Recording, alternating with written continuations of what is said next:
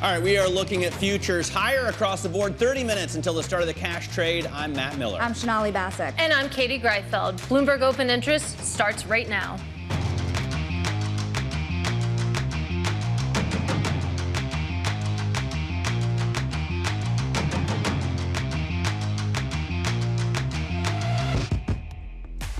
Coming up, on the brink, global stocks approach a record high as traders grow increasingly assured the Fed is on the cusp of easing. And stocks are also getting a boost from the latest jobless claims report. We're going to get more economic clues this hour and next, ahead of Powell's Jackson Hole speech tomorrow. Plus, plenty of movers making waves on the micro front this morning, from Peloton's turnaround effort to Paramount's bidding war. But first, let's take a look at where markets are trading. 30 minutes to go until the bells ring. Of course, you can see stocks currently higher right now to the tune of 0.3% when it comes to S&P 500 futures. A little bit more if you take a look at big tech, up 0.4%. Of course, we got those jobless claims figures coming in right on the screws, and that's good enough to keep this rally going. You take a look at the bond market, a little bit of a different picture here. 10-year yields on the rise right now, but not by too much, to the tune of about 2 basis points. Katie, we're watching a couple of stocks ahead of the open as well. We're keeping an eye on Peloton, reporting revenue and profit that beat estimates, signaling struggling fitness companies' turnaround efforts are starting to bear fruit. You now have Peloton up more than 11% pre-market. Advanced Auto Parts, also something we're watching, shares sliding after the auto parts retailer slashed its full-year outlook for sales and profit. The company also said it's selling its WorldPac unit under activist pressure to Carlyle for $1.5 billion. Advanced Auto Parts still down now more than 22%, quickening those losses pre-market. Schwab down almost 3% pre-market after TD Bank sells part of its stake for below Wednesday's closing price. We're going to talk more about both stocks later this hour. All right, and I'm looking at economic surprises and how they've disappointed. This could be a focus of Powell's speech at Jackson Hole, particularly the labor market. We've broken out the labor market surprises in blue here, and you can see that we've turned lower. We just had initial jobless claims out. They were bang in line with the expectations. However, the revision to last week's number was lower, adding another 1,000 people on the dole this week. Sonali? Katie, it's pretty interesting here, too, because even though you saw those surprises yesterday, you didn't see that quickening of the yield dropping, particularly at the short end of the curve, until after we saw those Fed minutes, that divergence that we saw amongst Fed officials. Yeah, for once, actually, the Fed minutes were kind of interesting. I know it's easy to dismiss those, but got some interesting headlines from there. And when it comes to economic surprises, no surprise this morning when it comes to initial jobless claims, of course, coming in right as expected, maybe a little bit of relief there after we got those payroll revisions yesterday. 33 minutes late, but we did get them. Let's head to Jackson Hole now, where we find Bloomberg's Michael McKee. He, of course, is Bloomberg's chief international economics and policy correspondent. And, of course, the big day is tomorrow with Jerome Powell. But you had a very interesting interview, actually, with the new Kansas City Fed president. His name is Jeffrey Schmid. And he said, basically, he wants to see more data, Mike McKee. And we got some more data this morning that should be somewhat reassuring. We did have a bump in jobless claims during the month of July when the auto plants shut down for retooling. That happens every year. And then we had the hurricane in Texas that put a lot of people out of work for a while. But right now we've normalized back to about where we were before the month of July started. And when you take a look at what you saw, not just in the seasonally adjusted claims we report, but in non-seasonally adjusted claims, which would be the first place you would pick up layoffs, they went down by 9,000. So we're at this point still looking at a labor market that maybe isn't booming, but it's not falling apart either. And that's what Schmid was talking about. He wanted to make sure that the economy is neither falling apart or his major worry is worried about inflation. Here's what he had to say to me yesterday. This mandate on the inflation side's really important. I think we seem to be getting some really good movement that direction. But before we act, at least before I act or recommend acting, I think we need to see a little bit more.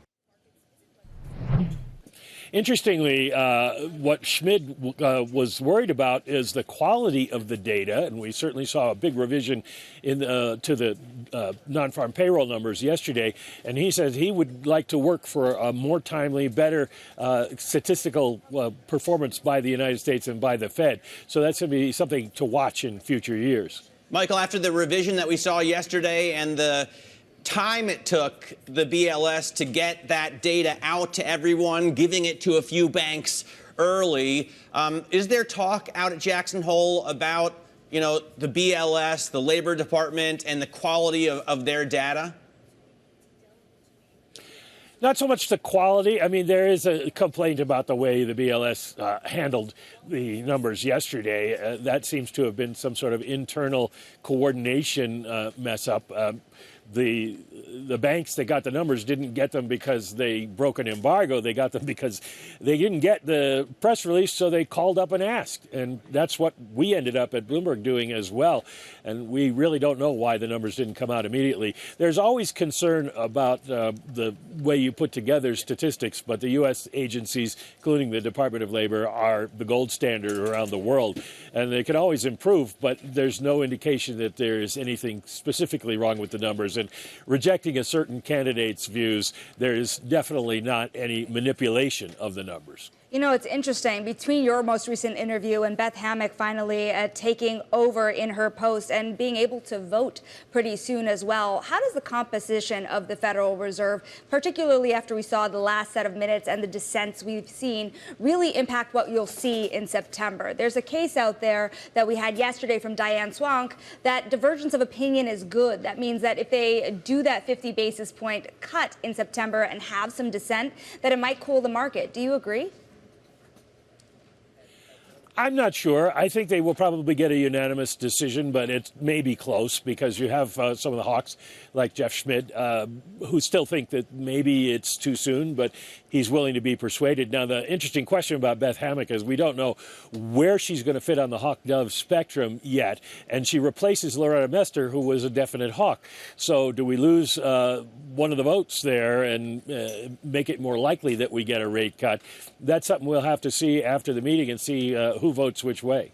All right, Mike McKee, it is great to speak with you. It's also great to see that backdrop. It's almost too beautiful to look at. Bloomberg's Mike McKee. We're going to have more Jackson Hole on End That Gathering in the next hour with former Fed economist Claudia Sahm, of course, of the Sahm rule. And tomorrow we'll have special coverage of Fed Chair Jerome Powell's remarks beginning at 9 a.m. New York time. Let's keep the conversation going now, though, with Keith Lerner. He is Co-CIO and Chief Market Strategist over at Truist Advisory Services, joining us now. And when it comes to the first Fed cut, it seems pretty much a lock at this point that September we're going to get 25 basis points, probably maybe 50 basis points. But what does history tell us about the path of the S&P 500 after the first Fed rate cut? Yeah, well, first, great to be with you. Going to be an interesting Friday and week ahead. So we've looked at the data, and since 1989, there's been about 6 different cycles, and our work shows a big divergence in the overall market depending on whether the economy avoids recession over the next year or not. So if you avoid recession, which is our base case, on average a year later, the market, the S&P 500, has been up double digits. If you go into a recession, obviously, markets would decline. And I think that's also why the last couple of weeks you've kind of had this market that's so sensitive to economic data because the divergence in what happens depending on whether the Fed can nail this soft landing or not. What do you want to hear from Powell tomorrow, Keith?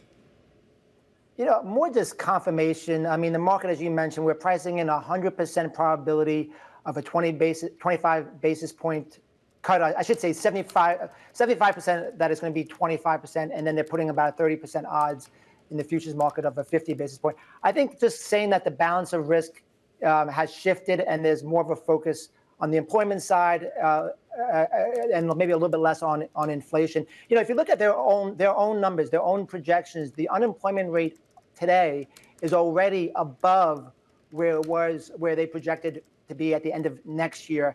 But their Fed funds target is still well above that target from next year.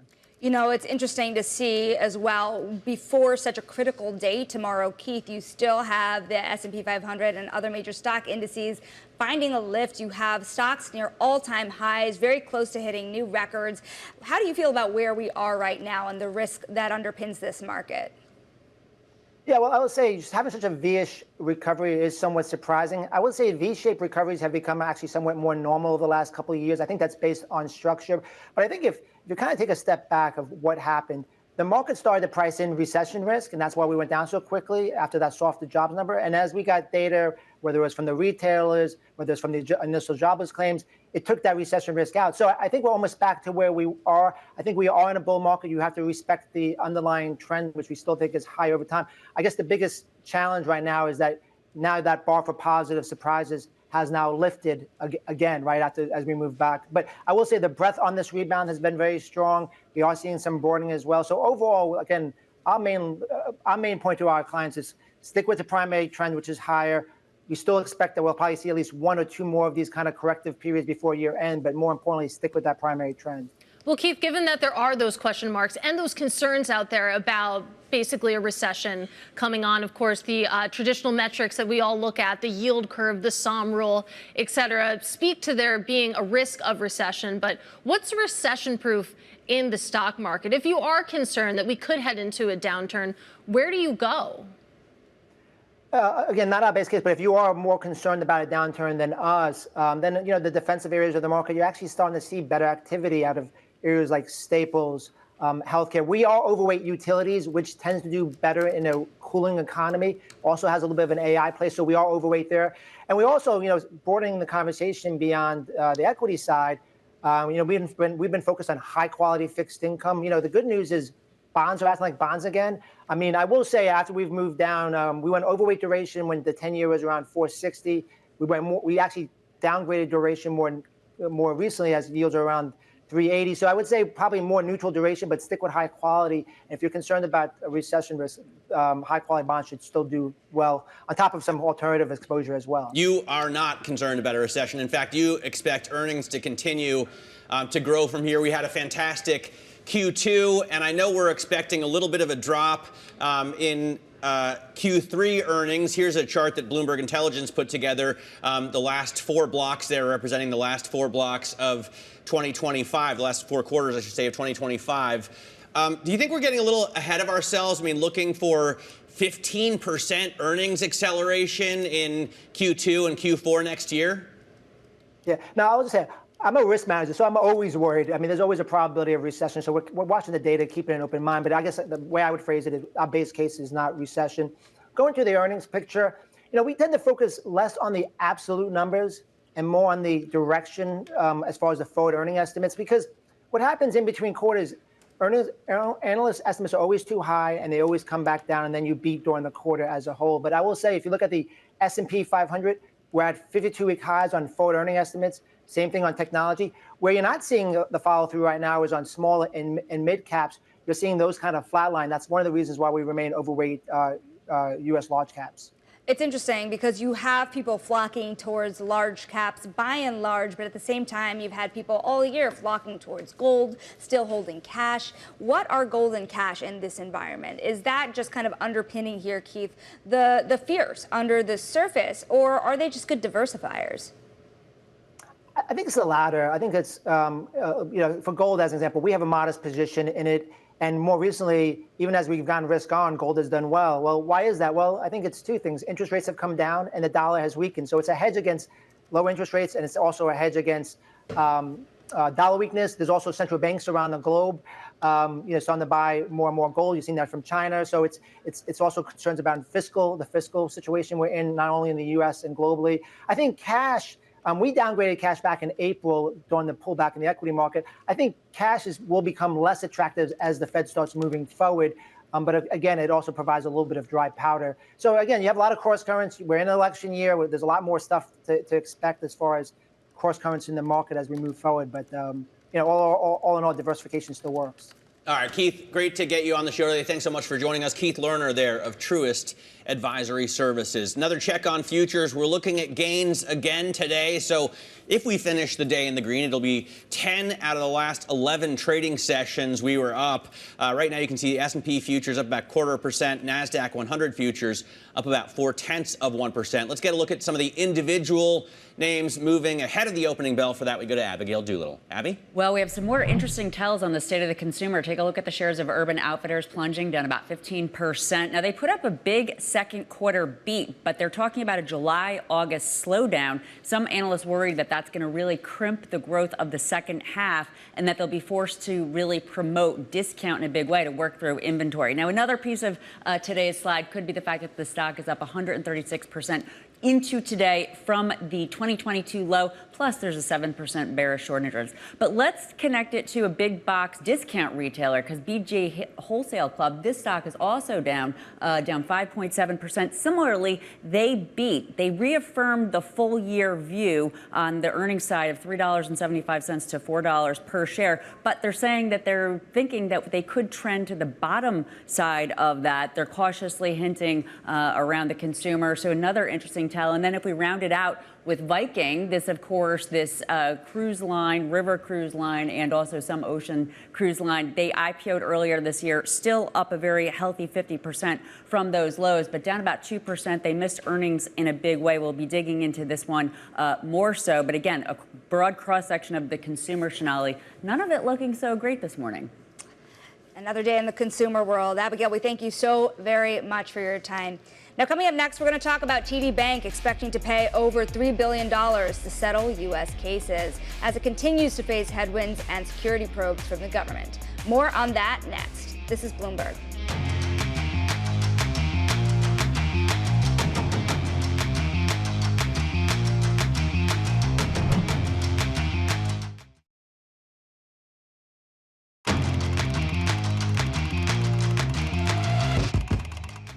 Let's get a look at high interest, what's making headlines around the world. At least 3 banks managed to obtain key payroll numbers yesterday, while the rest of Wall Street was kept waiting for 30 minutes. Mitsuho, BNP, and Nomura called the Bureau of Labor Statistics themselves to get the data directly, and the BLS gave it to them. Anger quickly mounted as word spread across Wall Street that the BLS was divulging the data over the phone. The delay is the latest in a series of embarrassing mishaps to Royal Labor Department data releases. On day 3 of the Democratic National Convention, VP nominee Tim Walz called on voters to turn the page on Donald Trump's divisiveness as he laid out a forward-looking message for Kamala Harris's presidential campaign. In his speech accepting the nomination, Walz leaned into his resume, highlighting his background as a rural Democrat, a veteran, and a high school teacher, as well as a football. But you know what? Never underestimate a public school teacher. Never.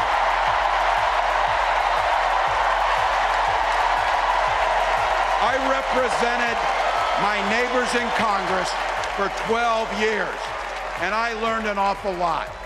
I learned how to work across the aisle on issues like growing the rural economies and taking care of veterans.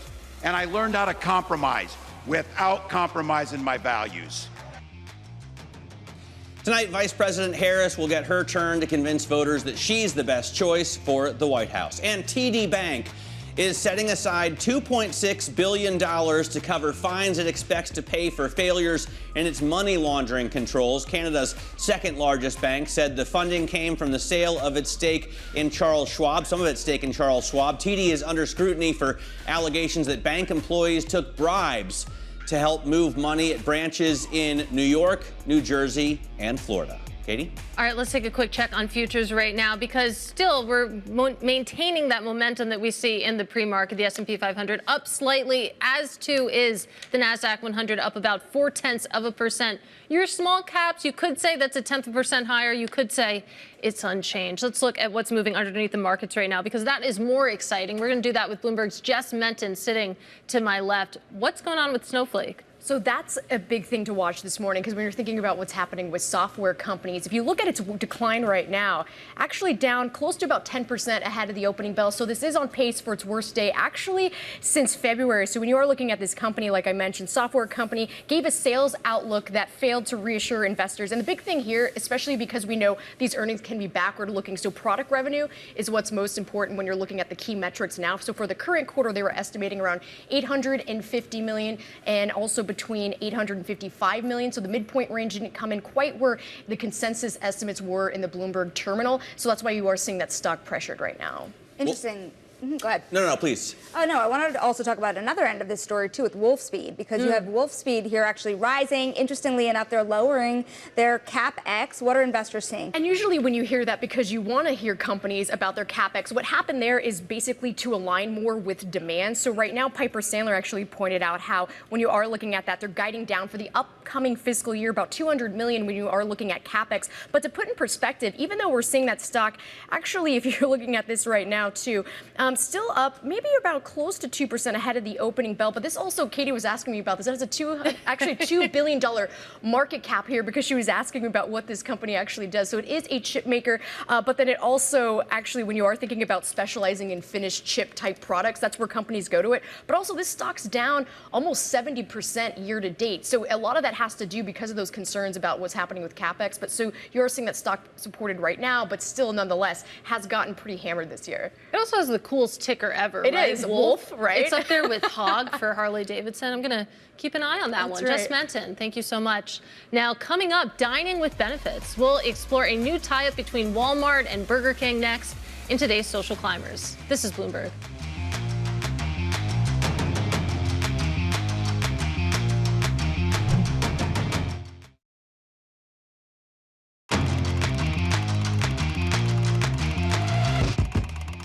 Take a look at futures higher after we saw labor market data come in bang in line with expectations. S&P futures up 0.3%. NASDAQ futures up almost 0.5%. Katie? All right, it's time now for Social Climbers. The company's making waves this morning. And first up, Zoom Videos is projecting better than expected sales in the current quarter as it expands its product lineup. The company also raising its fiscal year sales and profit forecast. Zoom has been host to massive political events in recent weeks. And on Monday, the company launched a new webinar offering that can support up to 1 million attendees. That is a huge Zoom call. Next up, members of Walmart Plus will soon get discounted meals at Burger King. It's the latest in a string of new benefits as the membership program chases its far larger rival, Amazon Prime. Walmart Plus membership plateaued early last year at around 8 million people, and by comparison, Amazon's Prime membership has over 200 million members. And finally, Carlyle Group buying a unit of Advanced Auto Parts for $1.5 billion. The purchase of the Worldpac unit is the first major industrial investment for Carlyle in over 2 years. Advanced Auto Parts has been under pressure from shareholder activists to divest the Worldpac unit to better compete with AutoZone and O'Reilly Automotive. Sonali. And Katie, when we look at Advanced Auto Parts as well, you know, Carlyle itself has invested about $13 billion in the industrial business. And it's fascinating because really, as we've been saying, it's the first time in 2 years they've made such an investment. Now stick with us. We're going to go and talk more about Jackson Hole. We have Mandy Zhu, head of derivatives market intelligence, joining us next. Stick with us for that conversation. This is Bloomberg.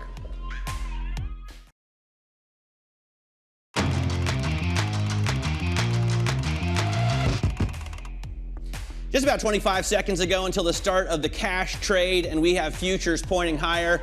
This is Bloomberg Open Interest. I'm Matt Miller. Here you can see that I wasn't lying. S&P futures up 0.3%. NASDAQ futures up as well. We do have the small caps unchanged right now as we hear the opening bells on the New York Stock Exchange, the Gap ringing the bell, and on the NASDAQ you have this is the 10-year anniversary of the ALS bucket challenge. Remember you dumped an ice bucket on someone's head? I was hoping they would actually do that at the NASDAQ market site, and I'm going to deduct points because they haven't. We are looking at another positive day. So if we finish in the green, it'll be 10 out of the last 11 sessions. A real rebound from the August 5th lows with tech leading the way, not the platform companies, so not communication services, but actually the chip makers leading the way. Katie, what do you see in the first few seconds of the trade today. Yeah, Matt, we keep this up and we're inching back towards record highs on the S&P 500 at least. You can see right now we're adding about 0.4% just a couple seconds into the U.S. trading day. Same thing, too, if you take a look at big tech, really rebounding here. Currently up about 0.5% or so. The small caps, a little bit disappointing there. We're going to go ahead and call that unchanged there. Not exactly that rip-roaring rally that we got used to in July. But one stock to keep an eye on at the open, that's, of course, Peloton, reporting a revenue and profit beat in the fourth quarter, really signaling to investors that the struggling fitness company's turnaround efforts are starting to bear fruit. You can see shares currently up by almost 20%, Sonali. And on the flip side here, I'm taking a look at Schwab, Katie. That stock is dropping down about 2.3% at the open after TD Bank sold part of its stake for about $61.65 per share, below its close on Wednesday. Now Schwab trading at around $63, Matt. All right, Urban Outfitters posting disappointing sales growth that came in far short of Wall Street's expectations. Let's take a closer look at Urban Outfitters with Bloomberg's Abigail Doodle. Abby? Yeah, and investors having to try to catch a falling knife here. You can see the shares of Urban Outfitters plunging down about 12% on the day, heading to the worst day since 2019. This after they put up a solid second quarter, but in terms of the view, July and August really a little bit light, worrying analysts that the second half in general is going to be tough and that they're going to have to discount. That will eat into margins to work through the inventory. So let's take also a look at the sales picture, because while they might have met estimates, the trajectory of sales is not really going in the right direction. The year-over-year growth, third quarter of last year, you can see a 9%, and now trickling down. So the quarter that just came in, again, they met estimates. The profit was especially impressive, but not really going in the right direction. One other reason that this stock may be down so much today, because again, we don't know that the second half is going to come in light. The stock has really been up quite a bit. If we take a look at the Urban Outfitters relative to the S&P 500, out of those 2022 lows, we're going to see a stock that had been up more than 100% now coming back to earth to connect to the S&P 500. And Sonali, there is, of course, a 7% bearish short interest on this stock, too. So those bears winning on Urban Outfitters decline and disappointing outlook. Bears are out to play, but only in certain stocks. Abby, we thank you so very much. Of course, we're watching a market floating higher before Jackson Hole, and joining us to talk more about this sentiment, Mandy, head of derivatives and market intelligence at Cboe Global Markets. And it's interesting, you see all the things we've had this week, a lot of uncertainty between those payroll revisions, not much of a reaction here to jobless claims. You have really the market pricing in that first rate cut in September before Jackson Hole markets higher. Where's the risk? Hi, Sonali. Great to be here. So very interestingly, markets are not expecting much out of Jackson Hole this time. If you look at, for example, S&P options expiring tomorrow, pricing in a sub 1% move for the index, which is fairly benign, all things considered, given what we've been through this month. And it's not just equity markets. If you look across asset classes, credit, rates, for example, we recently launched a VIX for the TLT ETF, which looks at the 20-plus year Treasury bonds, and that volatility indicator has fallen back to one-year average. So across asset classes, really not a lot of risk being priced in for Jackson Hole, and I think that's because the Fed is most likely, or at least the expectation is that the Fed will want to maintain maximum flexibility going into the September meeting. So not likely to push back on much on the market pricing in terms of full rate cut being priced in for September, but also not likely to signal anything more aggressive than that. So I'd be very surprised if we come out of Jackson Hole with, with confirmation of a 50 basis point hike, for example. So that to me is kind of the setup. Don't tell Sonali that, Mandy. She is rooting for a 50 basis point. That's not true. Cut. Why do you think we see this drop in volatility, such an extreme drop? Is it seasonality, just because it's August? Is it because everybody is, hedged to downside risk? What's the deal? Sure. So I think there are two parts, right? So if you look at the spike in volatility early August, it really came in two stages, right? First, there was that spike on the back of payrolls. If you remember on that Friday, where VIX went to the mid-20s. And then obviously that Monday move went above 60 in the pre-market, right? So the Friday move, I would say, was really due to fundamental fears of hard landing, a labor market that is potentially cooling down faster than expected. And then obviously the Monday move was very much technical. It was the unwind of the carry trade out in Asia, carrying over to the U.S. markets. So that part, the fact that the volatility retraced very quickly was not surprising to me because, again, it was a very technical move. It was very much a positioning-driven move. But beyond that, the fact that the VIX is now back to the mid-teens is really reflecting some of the really positive macroeconomic data that we've gotten since then, right, where inflation has continued to come in below expectations, and the labor market data that we've gotten since then has kind of held up better than expected. So that cooling of that recession, hard landing fear, I think that, that really explains why VIX is as low as it is today. But having said all that, I do want to point out that compared to where it was trading in mid-July, we are seeing more risk aversion being priced in underneath the index surface in terms of more of a volatility risk premium relative to recent realized vol, more demand for downside hedges, so higher skew. So certainly I would say, there's a little bit more of a risk aversion being priced in now versus, say, mid-July. Well, take us from the VIX to the VVIX, of course, the volatility of volatility. And maybe you can also explain for us mere mortals what the signal is from that measure specifically. Yeah, that's a great question. So while the VIX has retraced very quickly, VVIX, volatility of volatility, has not. It still remains fairly elevated compared to the lows that we saw in mid-July. And that really, at a fundamental level, signals that investors are still pretty cautious in terms of the outlook for volatility, or there's still heightened uncertainty about ultimately what volatility regime that we're going to end up in. But more on a positioning level, it also indicates still very, very elevated demand for VIX options. That's a theme that we've seen kind of all year, but it really kind of picked up over the past month. I would say in the immediate aftermath or during the vol spike, most of the activity was actually driven by investors buying VIX downside puts, playing for a normalization in volatility.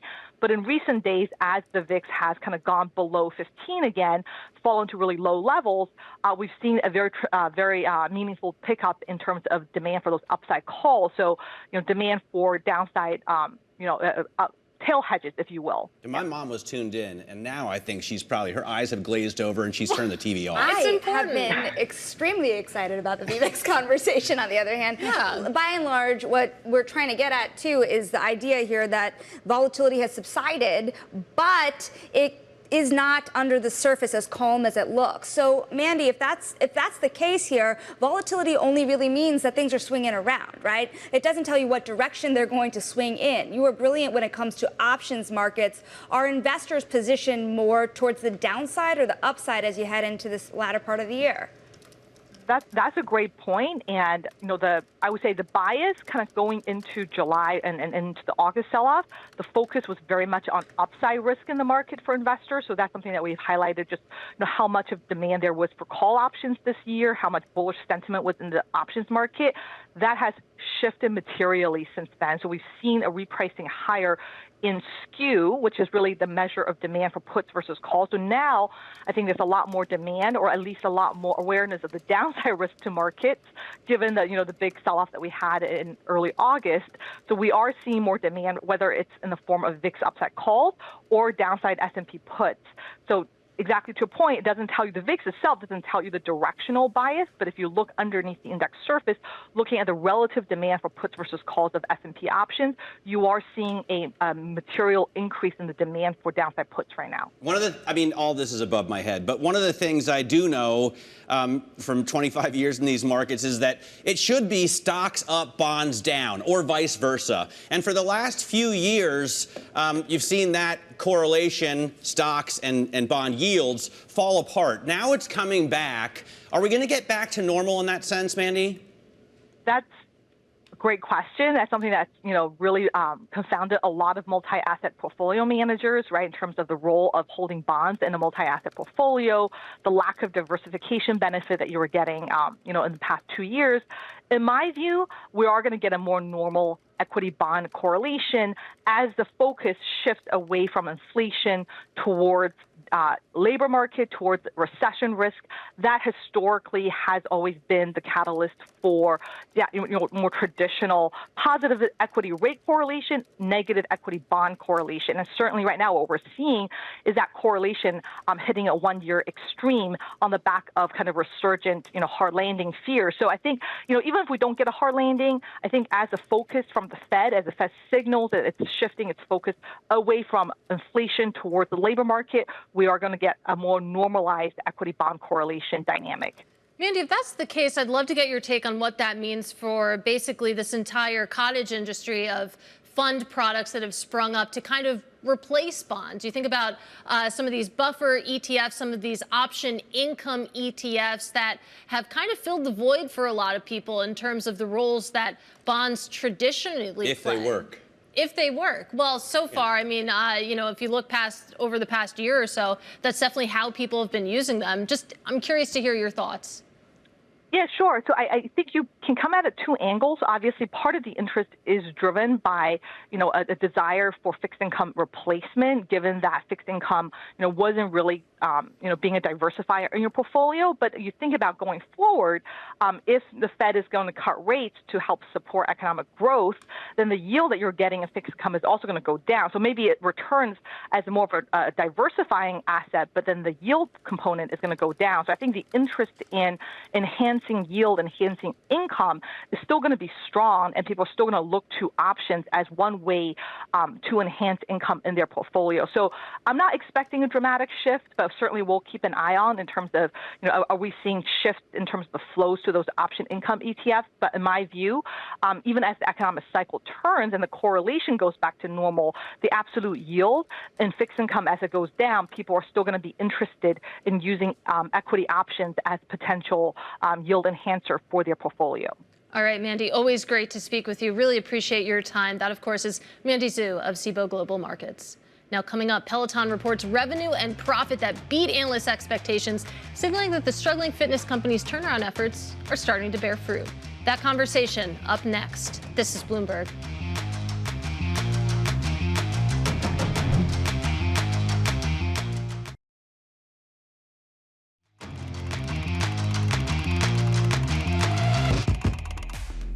This is Bloomberg Open Interest. I'm Matt Miller. Let's get a quick check on stocks at this hour, just 15 minutes into the session. But we are up right now with the S&P 500 gaining 1/3%, NASDAQ a little bit more. Even the Russell 2000 is gaining today. Let's get over to Katie Greifeld. She's got your top calls. All right, time now for top calls. Some of the analyst action in focus this morning. And first up, Telsey Advisory says that Urban Outfitters no longer a buy. The analyst downgrading the apparel retailer to a market perform after reported second quarter sales growth that missed Wall Street expectations.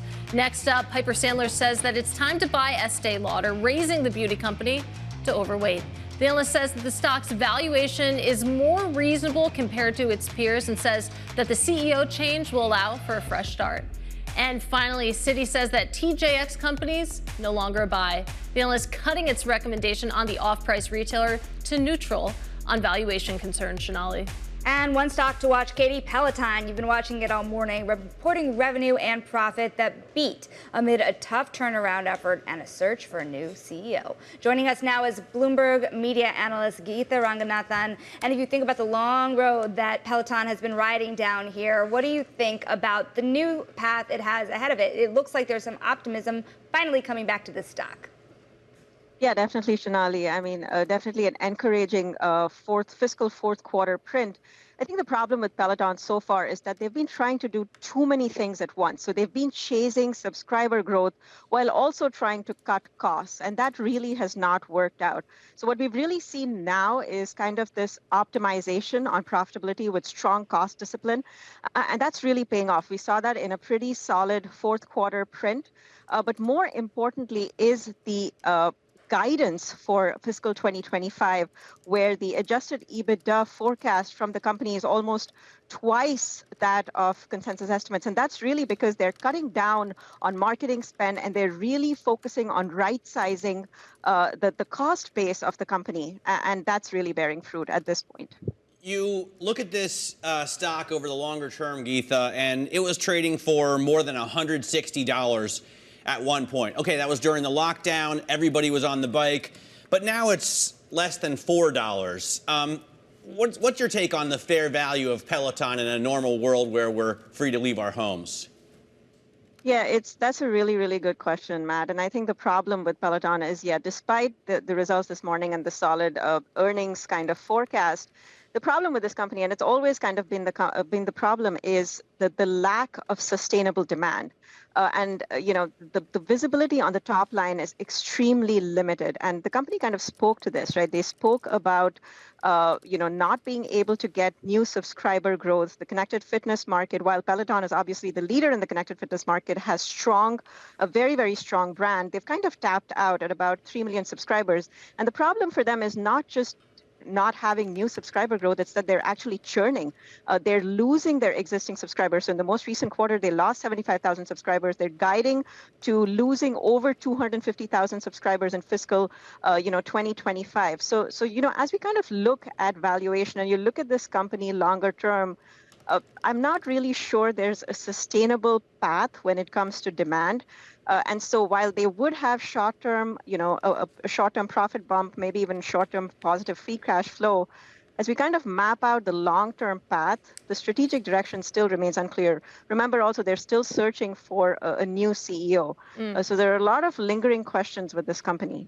Geetha, I find that really surprising because everyone I speak to about Peloton loves their Peloton if they have one and are, adding more things onto it. But of course, an anecdote isn't exactly data. So when you look at that long term, what's the new CEO to do? Does Peloton try to sell itself? Does it, cut costs even more? What should the new CEO prioritize here?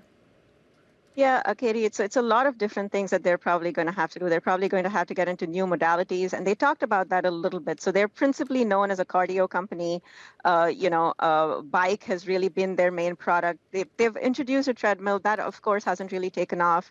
And, it does have a pretty stiff price point, almost $6,000. And we're seeing this broad-based, consumer slowdown. So, consumers are obviously postponing their spending on big-ticket items. So that's not going to help Peloton either. So in terms of the to-do list, there's obviously a lot of different things. But we think, M&A, they have to kind of try and find a buyer ultimately, as an exit strategy for the company. Geetha, we thank you so very much for your time and all of your analysis. That is Geetha Ranganathan. Now, coming up, we're going to talk about the Wall Street beat live from the DNC in Chicago next, with all that money pouring into the Harris campaign. Stick with us. This is Bloomberg.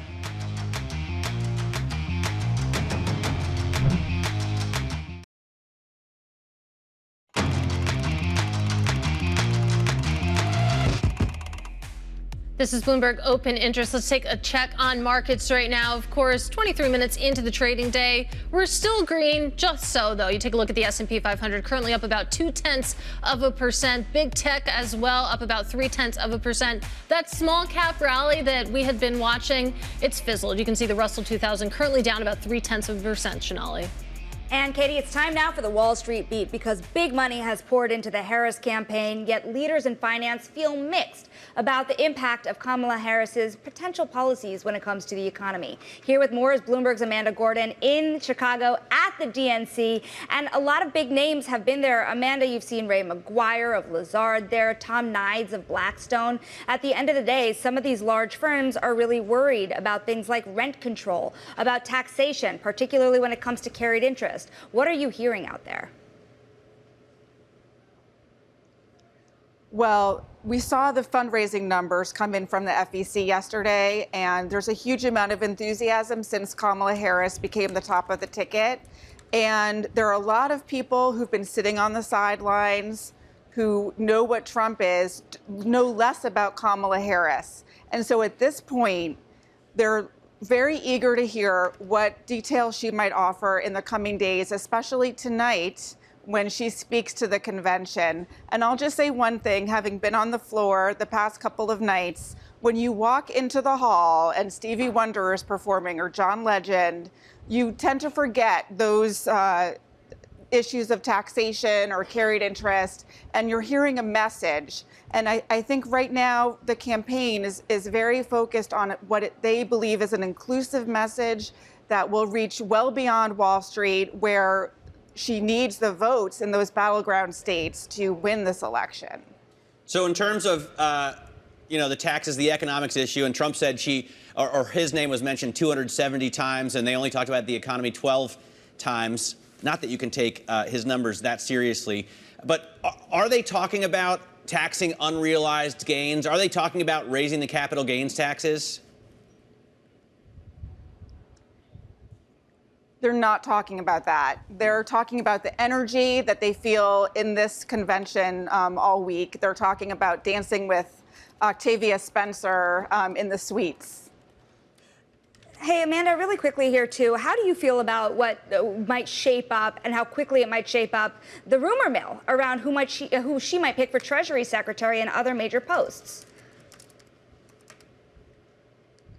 Well, I'll say one thing you see, some of her fiercest supporters are ones that were with her in her Senate race, in her AG race, in her campaign when she ran for president. Mm-hmm. And that's kind of an inner circle that's right up to the bat and being considered for those positions. Amanda, we have to leave it there. Wish we had more more time. Up against the clock. Stay tuned to Open Interest. We're going to speak more about the DNC next. This is Bloomberg.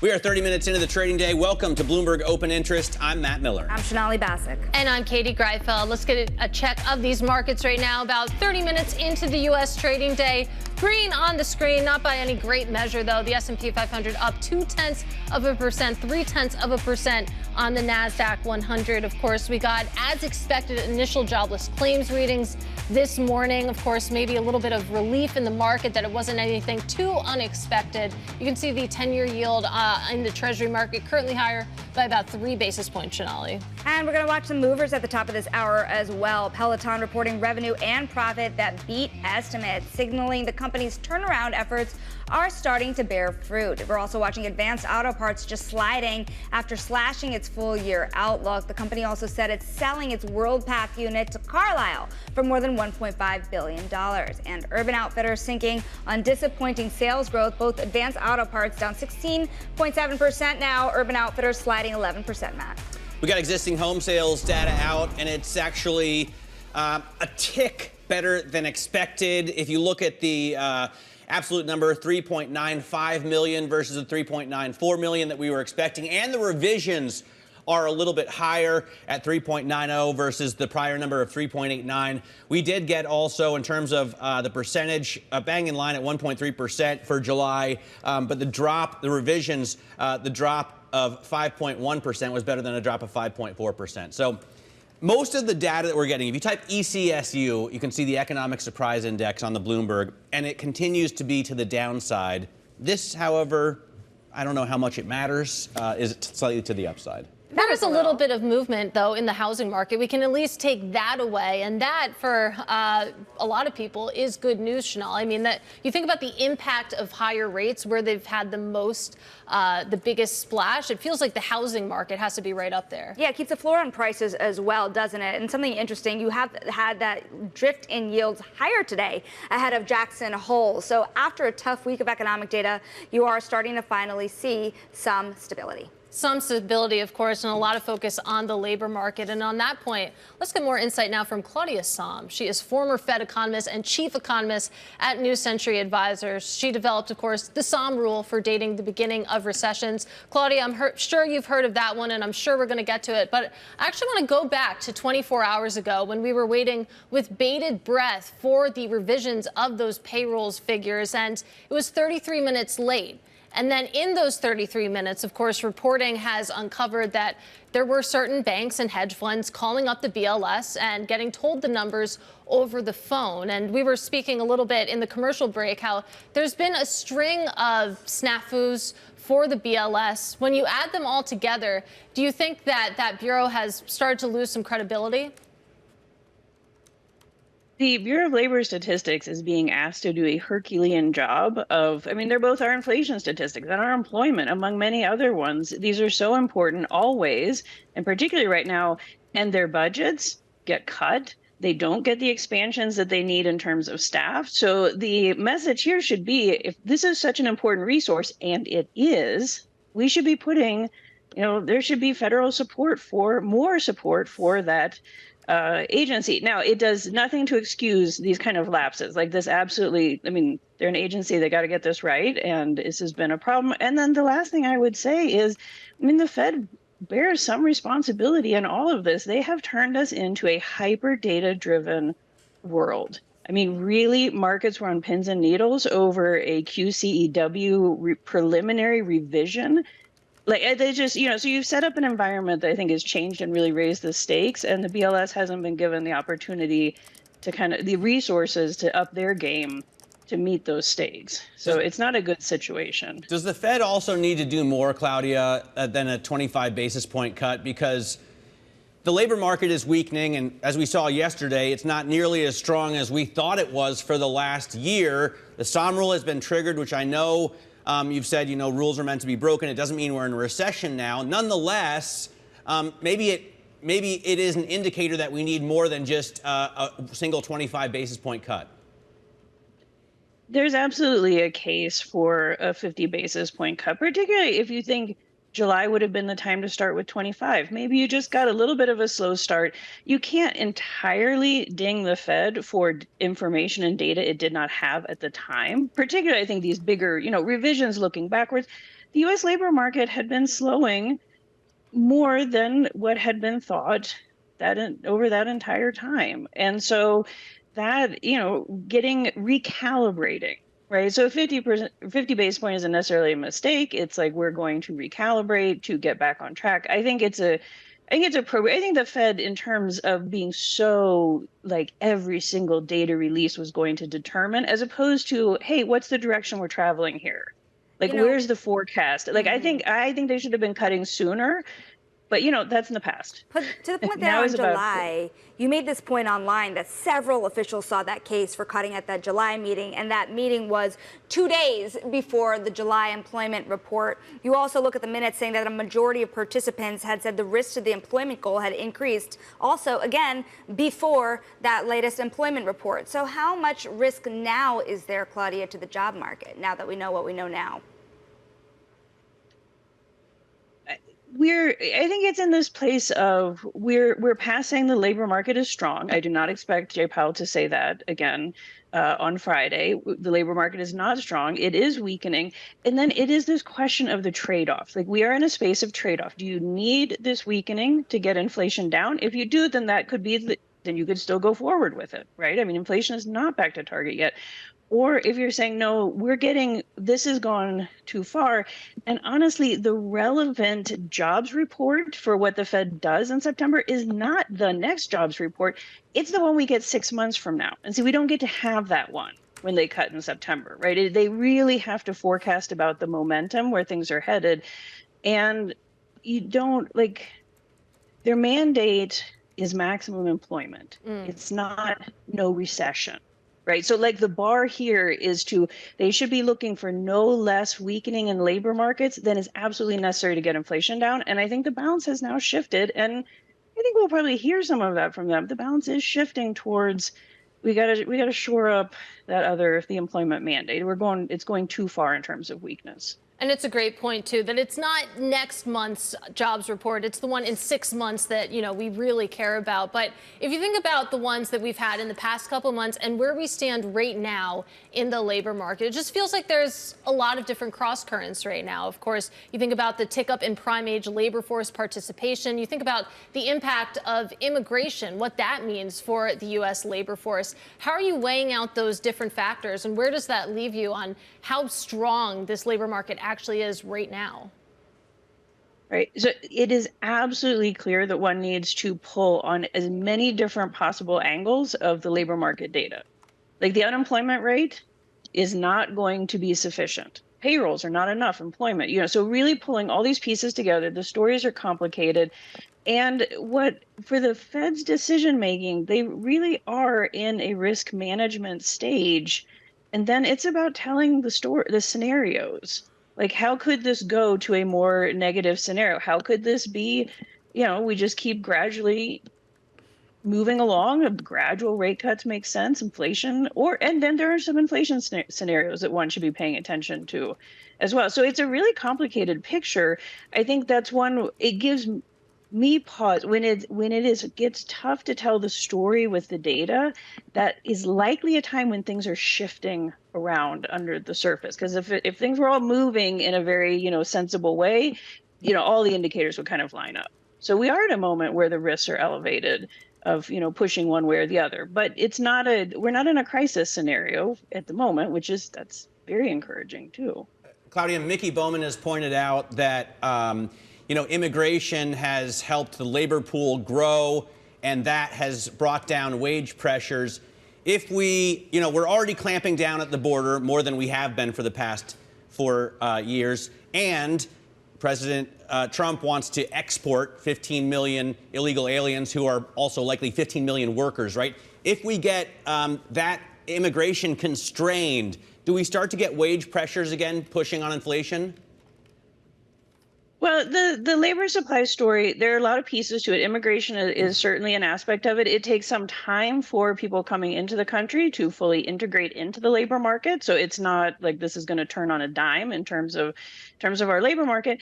And it's also to remember as the economy has been strong, the labor market has been strong, we have seen prime age workforce participation hit all-time highs for some important groups like women, other minority groups. A really strong economy can bring people in. And if we are growing the economy because there's more workers as they bring in the more supply, the Fed does not need to be afraid of a strong economy if it's because of supply. And there is a path to, this is not all just about immigrants bringing in supply. And so that's where keeping the economy going can actually keep that supply, bringing people in from the sidelines. So yes, yet it is a risk. The effects on immigration, and the immigrant workforce, because we did have a really big increase over a short period of time. That's tough to parse. The other part of this is you really only have one Fed meeting before the November election. The next one comes days after the election. So either way you go, there are a lot of investors worried about inflationary pressures under either scenario. What tax credits could mean, for example, for the economy. At the end of the day, how much does the Fed have to caution to prepare from any future inflation that could be under the regimes of either future president? Yeah, the Fed has enough on their hands right now trying to figure out the economy as it is and where it might be. I think Powell made pretty clear that they are not thinking ahead to outcomes of different policy. There's too much to get ahead of. Absolutely, the Fed will respond as necessary to whatever policies come online in the coming years with a change in administration. But they just can't. It's unlikely, and I think it would be unwise to be trying to play that kind of three-dimensional chess right now when they have other issues. Claudia, we got to leave it there. A lot of uncertainty ahead. That is Chief Economist at New Century Advisors, and of course, the woman behind the very highly watched Sahm rule. Remember, tomorrow we're going to have special coverage of Fed Chair Jerome Powell's remarks. Our coverage begins at 9 a.m. New York time. And coming up, Vice Presidential nominee Tim Walz introduces himself to the nation. We're going to recap day 3 of the Democratic National Convention and look ahead to Kamala Harris's speech next. Plus, later in the hour, we're going to speak to Democratic donor Alan Patricof of Primetime Partners. This is Bloomberg.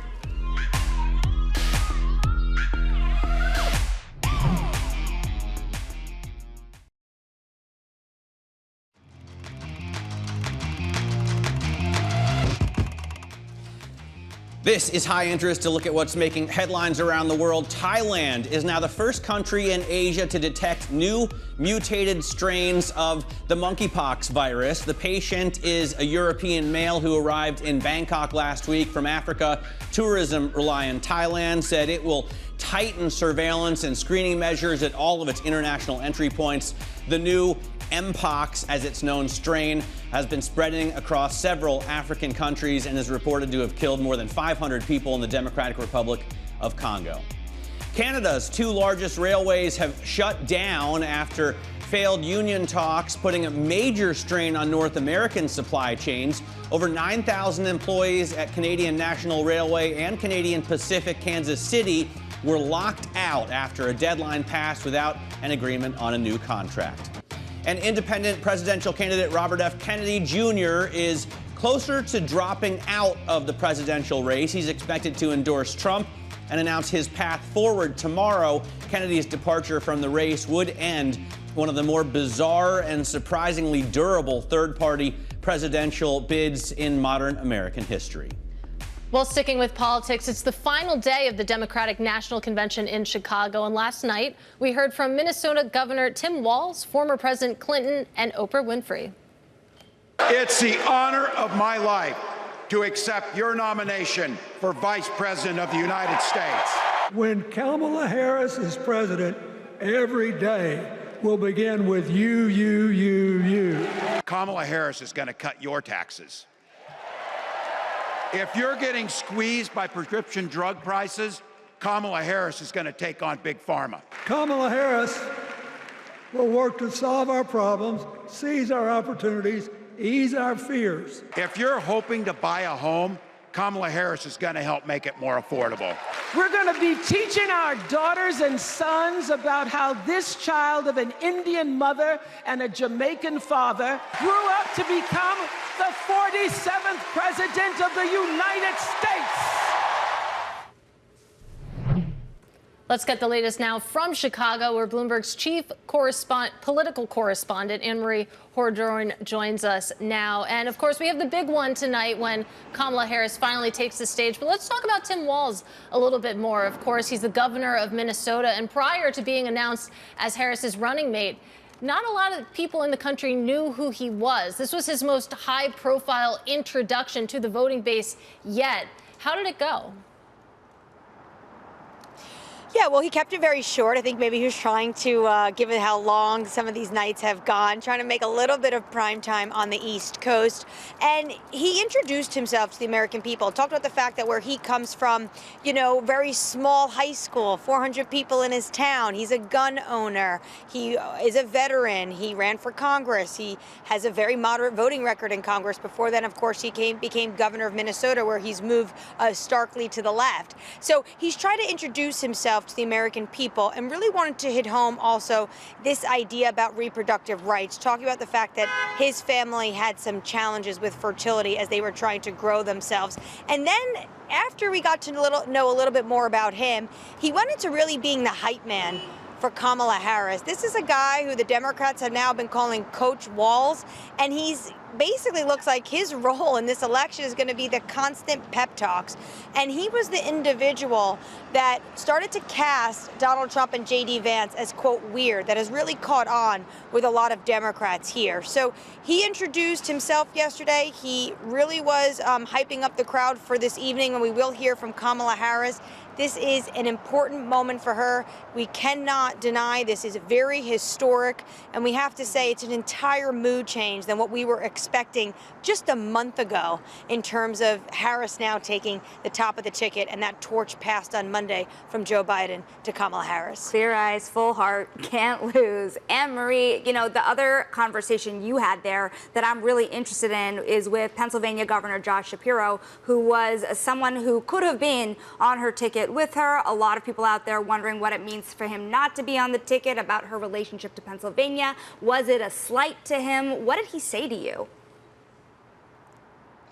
Well, he definitely doesn't think it was a slight. He said this has really come down to, you know, the vice president, a gut instinct for her. He's behind this ticket, and he's out there campaigning for Harris Walz, and he wants them, obviously, to win Pennsylvania. A few things I thought were interesting from this conversation. He says that he goes out to some of these rural counties outside Pittsburgh, and people will ask him, you know, we voted for you, we like you, we got a sense of who you are. What do you think about Kamala Harris? He says there's tremendous amount of curiosity.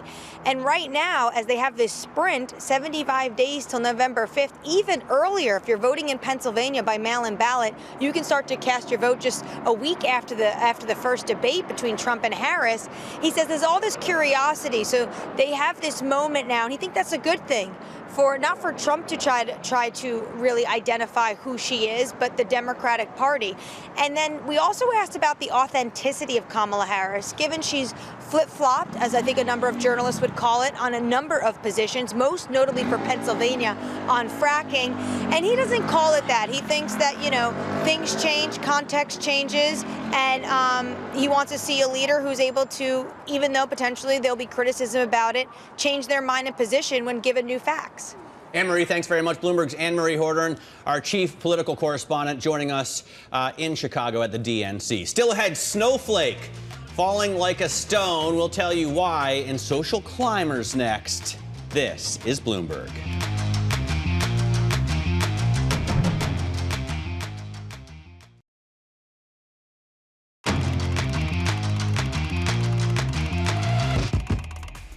This is Bloomberg Open Interest. I'm Matt Miller. Let's get a quick check on what's going on in the markets right now. Just about an hour into the session, we have now turned down, unchanged on the S&P 500 and the NASDAQ 100. You can see that the 10-year yield is rising, so investors are selling stocks and bonds. So much for that yield price correlation. Katie? All right, it's time now for Social Climbers. The company's making waves on social media this morning. And first up, Snowflake giving a chilling sales outlook that failed to reassure investors that the company will gain ground in the market for AI software tools.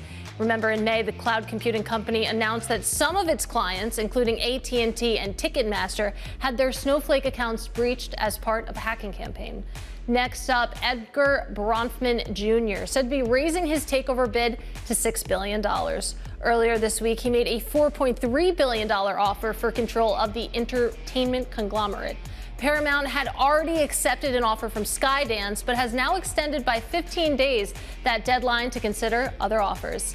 And finally, Carlyle Group is buying a unit of Advanced Auto Parts for $1.5 billion. The purchase of the Worldpac unit is the first major industrial investment for Carlyle in over 2 years. Advanced Auto Parts has been under pressure from shareholder activists to divest from the Worldpac unit to better compete with AutoZone and O'Reilly Automotive. Sonali. And I want to talk more about that Carlyle deal because, of course, we've had so many deals as of late. And so interesting, Matt, Carlyle, this is the first major industrial investment in more than 2 years for the company. Some of their biggest bets have been in industrials, $13 billion spent in the sector. For Advanced Auto Parts, interesting, big decline in its stock after its results.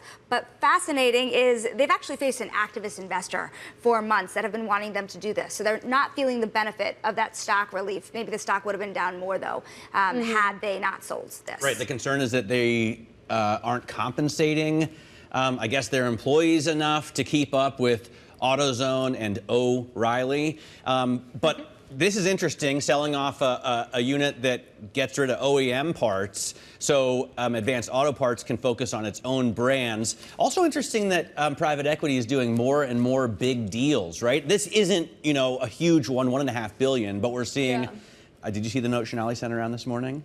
More than $5 billion, those are considered mega deals, right? And we're on track to make a new record. Yeah, I will say for Carlyle, so this is their first one of these in a while, but over the past 2 decades, I mean, they've invested around $13 billion in industrial carve-outs such as this one. You think about some of their high-profile ones over the past 2 decades. So maybe $1.5 billion, not enormous, but it's certainly a step back into this space. And real quickly, while we're on the note of deals, let's just look at Paramount shares as well, because of course, never ending. My goodness. But more money, $6 billion. Speaking of mega deals, maybe pseudo private equity, given this is a large billionaire investor. They're topping their $4.3 billion proposal from August 19th to make a $6 billion proposal here.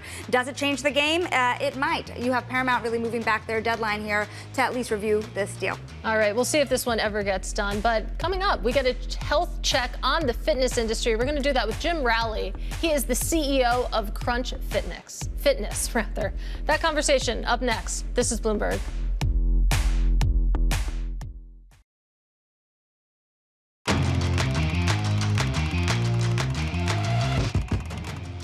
There's absolute opportunity in real estate at all times. Real estate sort of moves in different buckets. You know, some part of real estate is hot, just like a stock market, and some parts are cold. Our transformation of the malls, we bring in more traffic and high quality people than almost any anchor, and we can transform the fundamental results of a residential building. Construction costs are starting to taming down. I think next year will be better than this year. So yes, all things are working in the right direction. And that was, of course, the CEO of Lifetime, Bahram Akradi, speaking to us on Monday morning. There are a number of challenges facing the fitness industry still, from GLP-1s to real estate challenges. That is not stopping the rapid growth of Crunch Fitness. The company's CEO, Jim Rowley, is with us now. Crunch was recently named the top-ranked fitness franchise by Entrepreneur Franchise 500. Jim, great to have you on the program again. You just got over dealing with the challenges of COVID and the lockdowns. Now, I wonder if GLP-1s are a headwind for you or actually a tailwind because they encourage people to get in the gym and get healthier. What do you think? Yeah, I think they're a tailwind. Look, as the original No Judgments gym, we're going to meet the members wherever they are on their fitness journey. We believe fitness is medicine, and we're focused on getting our personal trainers specialized to help these members on their journey, specifically because these drugs create muscle wasting, and we don't want to have a skinny person with no muscle. That's pointless. So we're working on a lot of new training modalities to help people on their journey. Right. So after you lose the weight, you want to put on the muscle. That makes sense. And I want to talk about your expansion plans, because you and I actually spoke in April, and we talked about the 500 gym milestone that you're trying to reach this year. You're at 460 gyms right now. Where are you on the path to 500?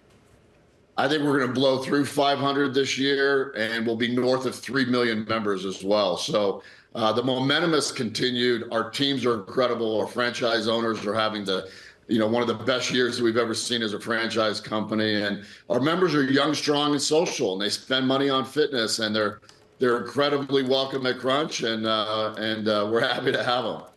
Jim, also interested about some stuff going on in your industry. You look at what happened with Blink, for example, filing for bankruptcy. It's part owned by Equinox here, owned by Equinox. At the end of the day, when you look at Blink, looking at bankruptcy, do you think you can buy them out of bankruptcy? Do you think that you could buy assets, maybe equipment, or head into their locations? Yeah, look, our industry can be difficult. It's competitive, and nobody wins when one of us loses, but we explore every opportunity. We've had a hard look at Blink. Unfortunately, geographically, we're very close to each other in proximity, but if their members are looking for an alternative, Crunch is open. It's unfortunate too, because I think this is a result of government shutdowns stemming from COVID, and look, it affected all of us, and I hate to see it, to be honest with you. I wonder about the aging demographics of this country, Jim. You're after, or you have, young members at Crunch, but as we all get older and don't make as many new people, do you start to focus on trying to get more of a geriatric clientele, at least in some of your locations? Yeah, we got members from 18 to 80, and we have a program that we run called Silver Sneakers. We don't run the program, but we're part of the program. So we get a lot of people that are aging, and maybe they're trying fitness for the first time. They realize later in life that this is a massive component for them to have longevity, to add life to their years to their life. So look, we're the original No Judgments gym. We're open to everybody on their journey, but we've got a lot of members. And what's interesting is our social media has recently been packed with older women in their 70s and 80s doing strength training. It's all about strength training right now. It's so funny. I mean, my mom, actually, she's under 70, but she just joined a gym for the first time in the past year. So clearly there's something going on there. But bone density. Yeah, that's important. Exactly that's right. That's important. But let's talk about some of that younger generation, though, that you're also trying to court too, because I want to talk about pickleballers. So this is this 8-week class. It's offered at 6 Crunch locations this summer in New York, New Jersey, LA. I mean, when you think about how to court the younger generation, get them to sign up for gym memberships, how much do you need to offer sort of sports and activity-specific programs such as that one? Yeah, it's a great question. Our members say that they want everything under one roof, right? So we've got to stay highly versatile. We've got to try new things. We've built the best workout floor there is. We've got massive recovery areas. We've got high-intensity interval training. But with our group classes, we try to have all the variety you can think of. And I'll be honest with you, when they brought me pickleball, I said it's never going to work. I was wrong. Those classes are packed. Pickleball rules. I'm a tennis person myself, we know this. But Jim, another question I have for you as a CEO of a large fitness center as well. You look like you were in very good shape yourself. What's your fitness routine? You're swole.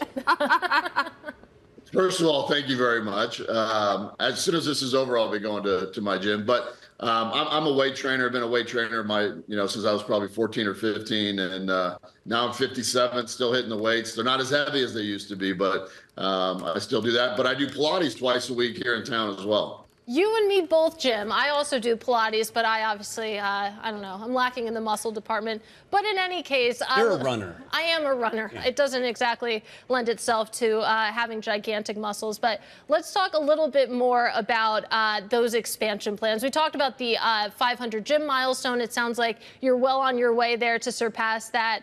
What about membership? You're above 2 million members right now. When you think about targets such as that one, where do you think you can get to? Yeah, so we're north of actually 2.7 million right now, and I've got a strong belief that we'll be at 3 million come January. As I said earlier, the momentum has just been astounding for Crunch this year. Our franchise owners are opening gyms as fast as they can, and they're opening with thousands and thousands of members on day one. So it's really an exciting time to be the CEO of Crunch, and we're looking forward to continue to open more gyms.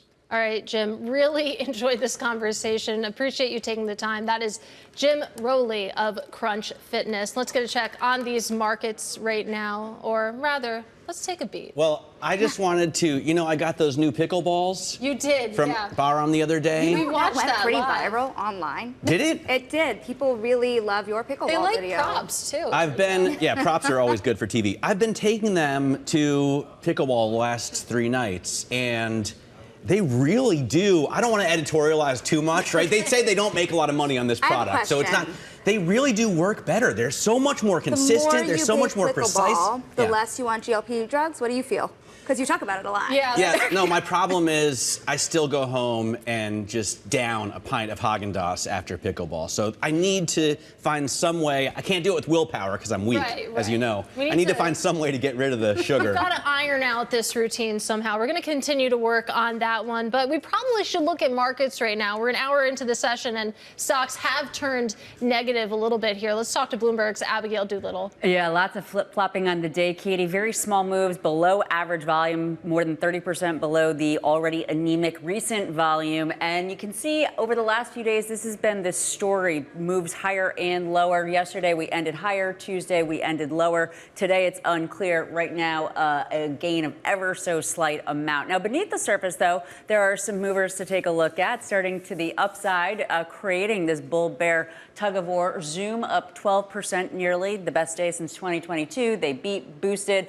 apparently some new product offerings there really helping out. Broadcom up 1.9%, really helping out the chip sector because the stocks is underperforming. And one reason why, take a look at Intel, down 3%, down more than 55% on the year. Lots of disappointment about their performance and failure to really turn things around. That trajectory continuing today. And then Snowflake, the software company, one of the biggest laggards for the S&P 500, down 12%. They basically were in line in terms of the numbers, but investors wanted more, and as a result, the stock is down. Now, it's interesting that we have this bull-bear tug-of-war, once again, beneath the surface on a micro level. It's also on a macro level. So this is a year-to-date chart that our great markets producer, Terrell Holt, helped make here, and you can see this is a possible double top that's getting ignored because it's hard to see it in logarithmic form, but in line form here, a mathematical form, or arithmetic form, you can really see it. So there would be the first peak back in July.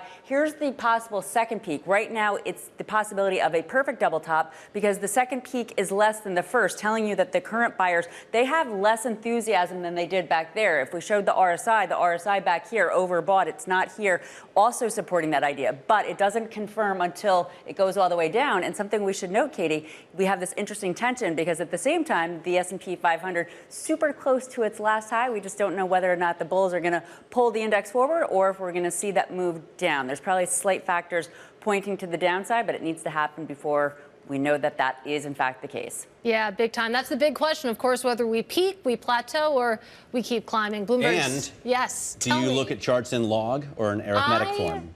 don't. I go to GP on my terminal, and that's good enough for me. But in any case, coming up, it's the final night of the DNC where Kamala Harris will address the delegates. We're going to speak to Patricof of Primetime Partners next on her rapid rise to the top of the party and also the longevity economy.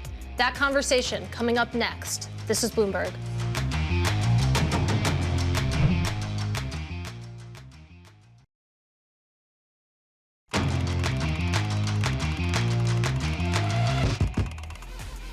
Tonight's the final night of the Democratic National Convention in Chicago, and the main event is Vice President Kamala Harris set to accept formally her party's nomination for president. Joining us now is Patricof, Primetime Partners Chairperson and co-founder. And Alan, we want to go around the industry with you. Of course, we want to talk about what you're doing at Primetime. We want to talk about technology and venture capital. But given what we have tonight as well, as a large Democratic donor, very curious about what you want to hear for the presidential nominee tonight. Well, first of all, I've lost, like a lot of sleep in the last couple of nights. And they stay up late. Rumor is they're going to move it up an hour because otherwise you have to be up till 12:30 or so to see the final speech. And my voice, Waltz was terrific last night. He really knocked it out of the ballpark. I think it's been a very exciting convention. I unfortunately couldn't go this year. It's the first time I missed it in, I don't know, 10, 15 years. And I think the Democrats are on fire. I think Kamala is just re-energized everybody. I mean, you can see, it's palpable when you talk to people, when you go to events. There's just a whole different energy. And I was a very early Biden supporter. I think the world of him.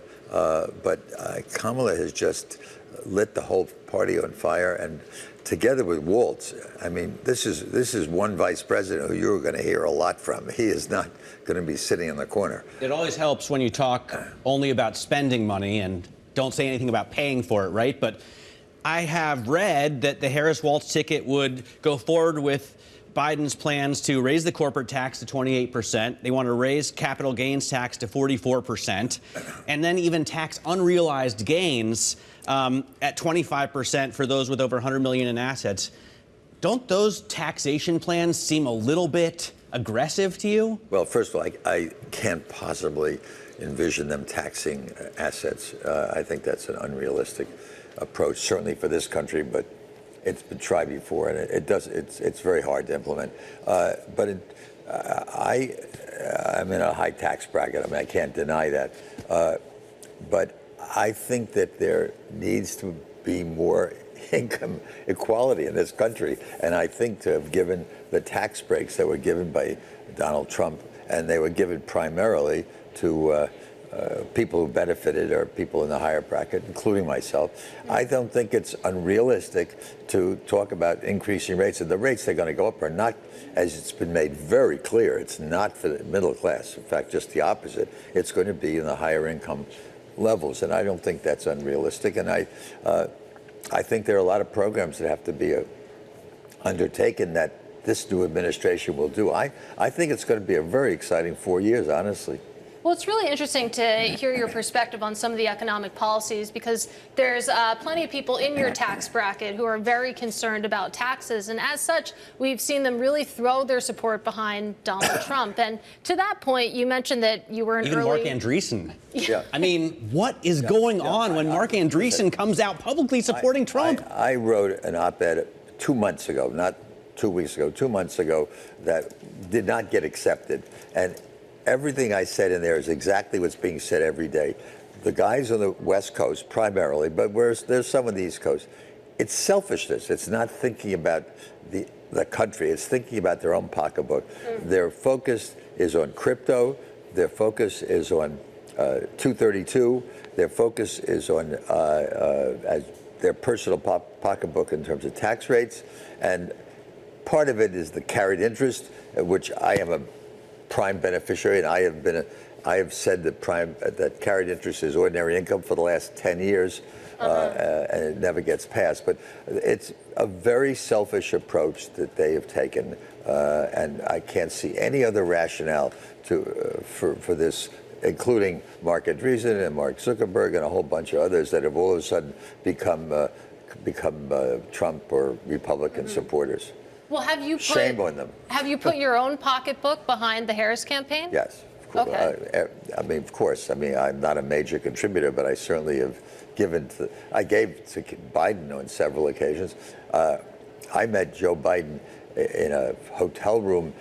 Sounds serious, but before he even declared what he said he was going to declare. And so I've been on board since the very beginning. At that time, he was alone with one assistant. Yeah. Big what do difference. you think is going to be the biggest difference between how Biden has run the country and how Kamala Harris may? When she chose Tim Walz to be her running mate, a lot of people, investors in particular, said, well, she went left. Do you think that she will be as left in her policies when it comes to tech regulation, when it comes to social policies? I honestly think she's very sensitive to this whole issue. And if nothing else, you know, she hears what's being said out there and the charges against her. My sense is she will be a much more moderate person. I do think there are some issues. You know, I forgot to throw in before the other issue that they're very concerned on the West Coast is Lena Khan and her anti-competitive, which is absolutely on board. And believe me, again, that's not my support because they're buying some of my companies.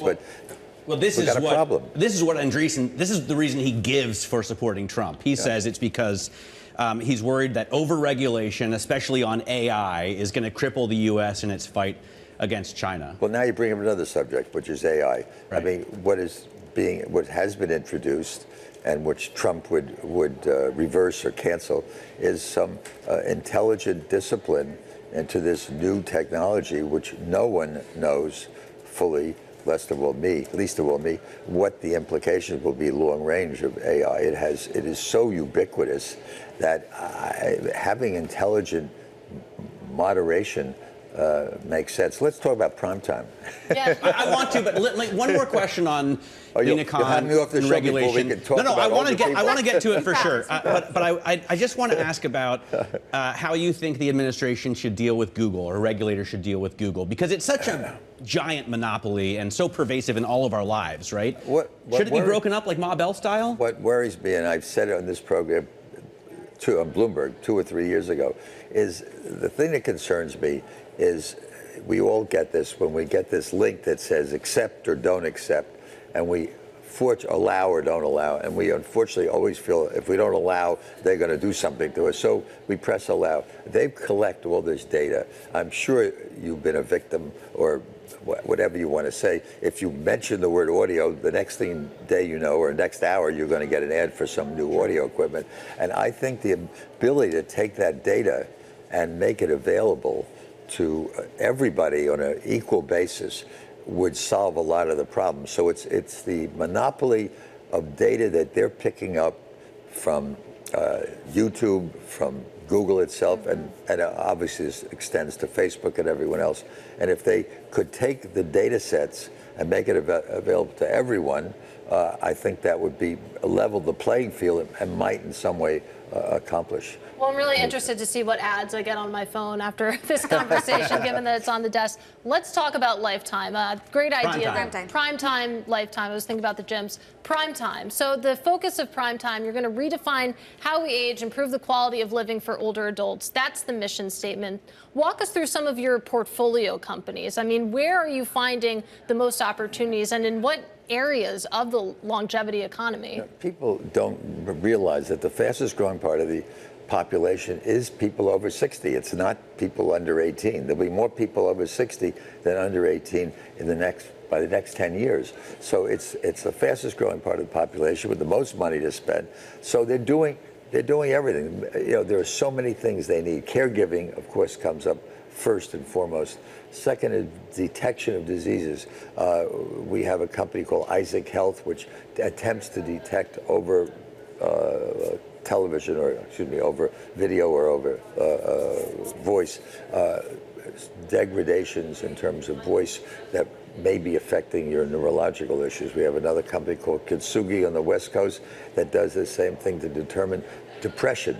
Loneliness and depression is a very big problem. At the same time, we have a company called Sheer Health, which is trying to help you pick which program, you're going to see any day now. October 7th starts the Medicare season. You're going to be inundated with Medicare, Medicare Advantage. How do you select it? Sheer helps you do that. I was interested in that, actually. It was interesting. I was listening to, frankly, the Jon Stewart podcast the other day with Mark Cuban, and this worry about the cost of health care, particularly as you age, you need more medicine at the end of the day, and insurance is a labyrinth. How important is that issue to you?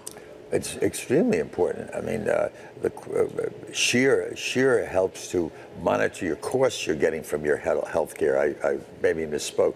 They're trying to monitor when you're getting all these bills, which ones should you pay, which ones, how to reconcile it. We have a company called Connie Health that really is the one that's, I should have said, is helping you pick the right plan. But our portfolio goes from Carewell, which is a catalog company similar to Amazon, but it's only for products that older people need and it's enormous, the number of things, whether it's bed sheets, bed pans, diapers, canes, walkers, whatever it is. There is a whole slew of products, so that's another one. It sounds like AI could help with almost all of your other portfolio companies, like detecting maybe if you have dementia or depression, helping you sort through costs. All of the above. AI is critical. It's a way also of detecting for people, and there's an enormous amount of paperwork involved in the whole medical field. We have a company called CoreCare, which helps the senior living facilities to reconcile the payments that are due to the various people who should be receiving payment. And the coding is a major issue in reconciling this and making sure that there's not instead of getting a receivable of 60 days, they can get paid in 20 days. So there's all kinds of things that are out there now that are helping. Another company we have called Bold, which is deals with one of the biggest problems, which is balance. You take that for granted, but as you get older, it's the biggest cause of falling. An ambulance comes and picks you up, takes you to the hospital, you get pneumonia, then you get sepsis, you're gone. And this is a really, really important issue. Lastly, I'll throw another company out, Safe Ride, which is a basic ride company. However, it specializes and works all for the healthcare plans to make sure you get picked up and delivered, whether you're at the first level, which is just you can walk, or whether you're in a wheelchair, whether you're a walker, or whether you actually need a stretcher. It's called non-emergency medical transportation. So these are all things I'm sure you hadn't even thought about beforehand, but they're all in the category that Primetime Partners is doing. And it's amazing opportunity to make money, but also hopefully to make our lives better. Absolutely. Alan, unfortunately, we have to leave it there. We have to have you back soon. Really, really enjoyed this conversation. Great to have you on set as well. That, of course, is Alan Patricof of Primetime Partners. Meanwhile, take a look at markets right now. We have reversed just about unchanged on the day for the S&P 500. A little bit worse if you take a look at the NASDAQ 100. But that does it for Bloomberg Open Interest. This is Bloomberg.